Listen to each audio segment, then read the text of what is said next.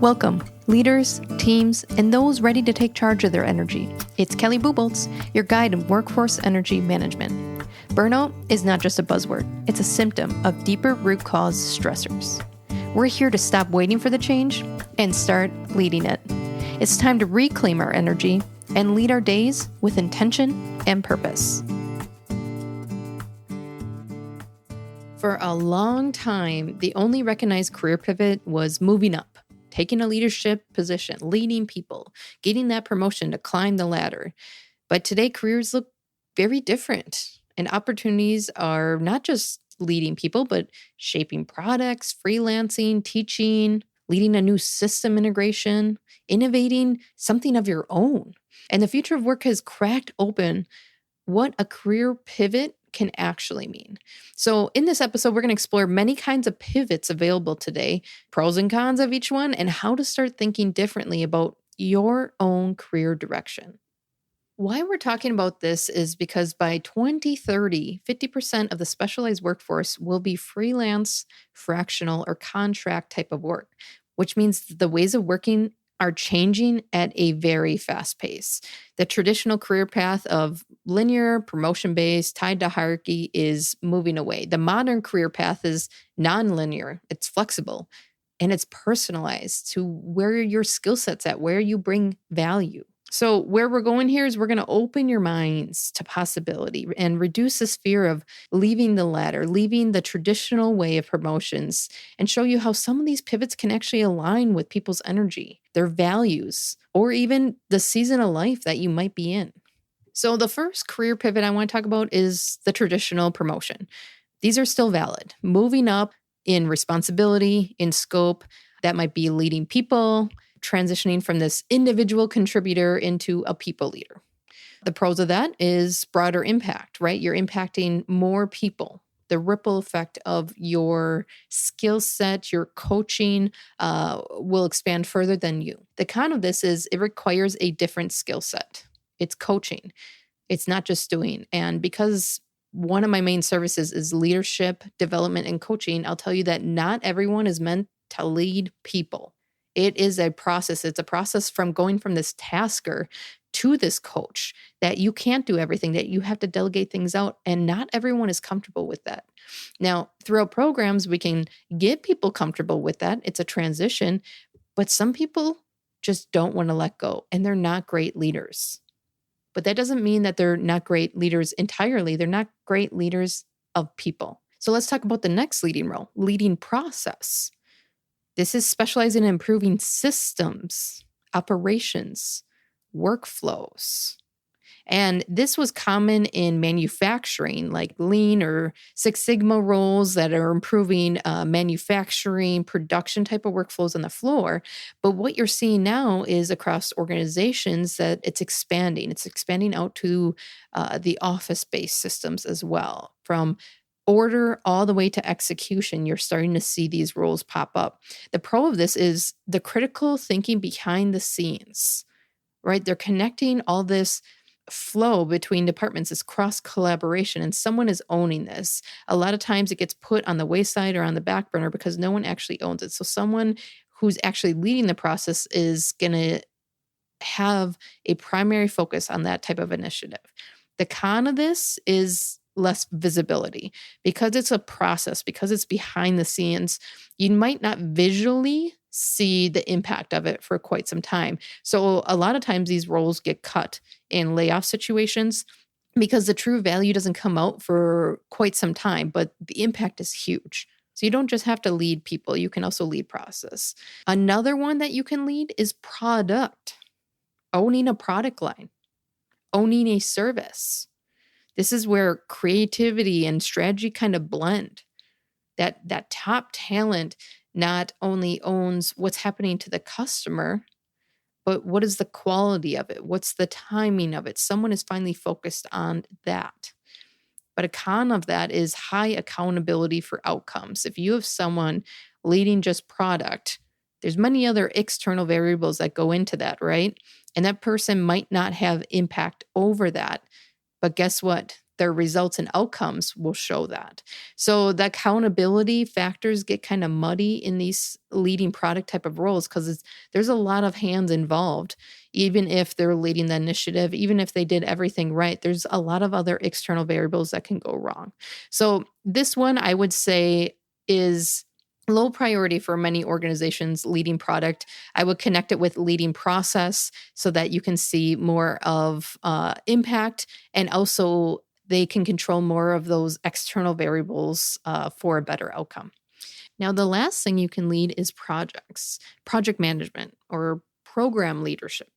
And this can be in a variety of different forms depending on your industry, but it's cross-functional exposure. You can be the customer contact. You can be leading the execution of it in the team, but you aren't leading the people. But this is where it gets complicated. You only have temporary authority, right? So say if someone in that project team is not doing their job, they're not meeting their deadlines, or they're providing poor quality, you don't have impact on that person. You still have to go through the people leader to address the performance. And if it's not that people leader's priority, it's going to drag on. So there's only temporary authority of when that project is maybe overdue or getting derailed, that leaders finally step up. So leading projects is a great role for people, especially if they're dabbling into people leadership. I think it's a great stepping stone into people leadership because it's a smaller group. You won't have complete authority yet, but you're practicing some of those people skills. So you can lead people, you can lead process, you can lead product, you can lead projects. You see all the different pivot points already. Now, another career pivot that you can look into is this freelance fractional contract work. This is building on your expertise and offering it very flexibly. So this gives you complete autonomy and choice of who you work with, the projects you work on.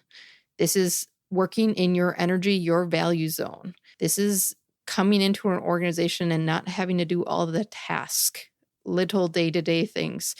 You're in there for a project, for the value, and then you can be removed or it can be used as needed. Now, the con of this is it requires a lot of self-promotion. It's less stable. You're working your own sales and marketing and networking because you're technically a small business owner at this point.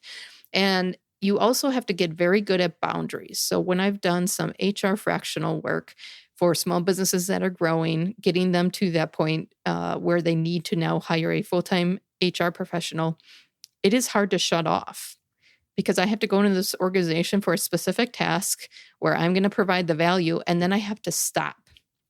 And because I've been in full-time HR for almost 2 decades, that is very difficult because I'm also seeing work that needs to be done over here and over there and down the road in 3 months. And they might not want me to do that. They might want the next HR professional that they're going to hire for full-time work. They might say it's just not important now, but in my professional eyes, it is important now. So this temporary, less stable type environment, you have to get good with what is the scope of the project? I'm here to do the scope. Did I get the result? And you have to be okay with just that. And everyone in freelance and fractional and contract work is going to have their pitfalls. Maybe their pitfalls is sales or networking. Maybe theirs is just the whole business operation of like accounting and the background of that. Everyone's going to have their little growth areas in this, but it's another opportunity that if you have a great skill set, you're known for it, people are contacting you for it, it could be an option to get into freelance and fractional work and provide that type of flexibility, building your own business. Now, let's go into doers or experts. This is deepening your expertise into a niche. So that's mastery. You only work with certain type of companies, certain industries, and you only do this thing, and you're really good at it. So it might pigeonhole you. That's the risk. That's the con. But you're known for this thing. So for example, there's website designers, and they don't just do websites. They do websites for freelance fractional workers, right? Very niche down into what type of services, value, expertise they're going to bring to them, all the way down to POS systems, point of sale systems of how they're going to charge people, the systems they're going to work with, their website integration into those systems.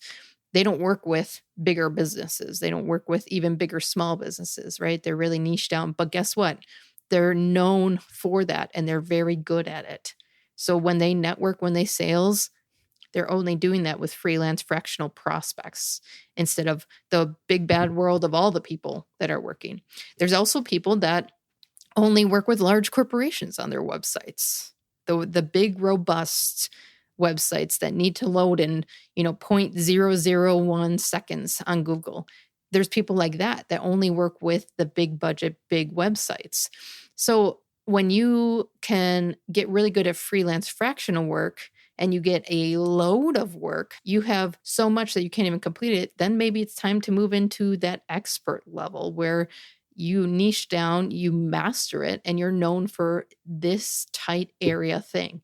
And that can be a sweet place to be because if you get really good at it and you're providing amazing results, you can start to charge a pretty good fee. Now, another career pivot is educators or trainers. That means you share knowledge by building others up. And the pro of this is like super rewarding. I love this area. It's scalable. You can pivot. I would say I'm pretty much kind of in this area right now. As a trainer, I speak at conferences and I train them in a small time frame, and then they can hire me out for programs. And that's the scalable part. Now I'm training them on a more private organizational level to where they are and where they want to go. I also do leadership coaching. So on an individual level, I am coaching people. So that's super rewarding. It's scalable. The con of this is you're going to have to step back from some of that frontline influence. I have to go in and do programs, and there's so much to work on, and I might only get 5 sessions with them. I have people in their organization asking for more, and maybe they don't have the budget for it. So similar to freelance fractional work, you have to be okay with the scope of the project and being okay that the result and outcome was achieved, and now you need to walk away. And that's something that you just have to learn over time to detach from it. But you'll have to do work that you are not an employee of this organization, that you're in there for the training, for that outcome, and then you have to leave. So it's just something that you have to work through. Now let's talk about innovators and entrepreneurs. And this can go along with freelance fractional contract work. This can go along with the experts. This can go along with those educator trainers. But this is creating something new. And that gives you some of this personal freedom. It gives you a legacy, right? Your name's on it. But this also can be uncertain. You don't know how people will grab and gravitate towards your idea or your concept. So I think entrepreneurs, creating a message, a brand, a service of their own is amazing. I think innovation within entrepreneurship can be difficult because it can be a hit or miss, and it can be a hit and next year can be a miss. So it gives you this freedom of creating something that might last, or it could be really risky and uncertain. So what I always say to people, if you want to innovate, if you want to have this new idea, maybe do it while you're still working on something else that's bringing you an income. So maybe you're doing freelance fractional work and you're dabbling into this innovative idea. You're starting to get the message out. You're getting some market analysis on how it's being received. And then as it's gripping on to people, it's spreading, then you can go more full-time with it. Now, I want to talk about one last career pivot point, and that's lateral moves.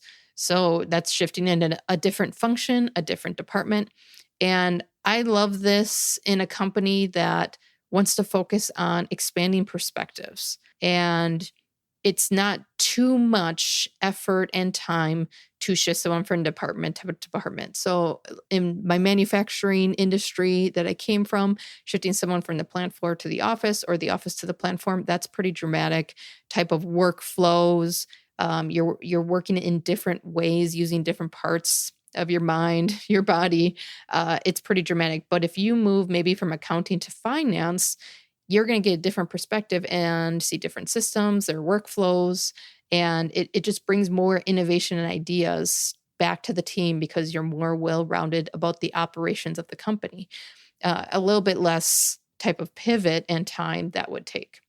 Now, the con of this is it can feel like starting over. And if you do too much of this, people are just like training and job shadowing and not actually doing productive work. So you want to be very strategic in lateral moves that you do, especially if you're doing it just to expand perspectives. But I'm a huge advocate of lateral moves because I think a lot of confrontation, conflict, misunderstanding in teams comes from they don't understand parts of the business. And when you can educate employees on different parts of the business, they make decisions a little bit more effectively. That conflict goes down. They have an understanding of one another, that they can have more healthy communication and trust.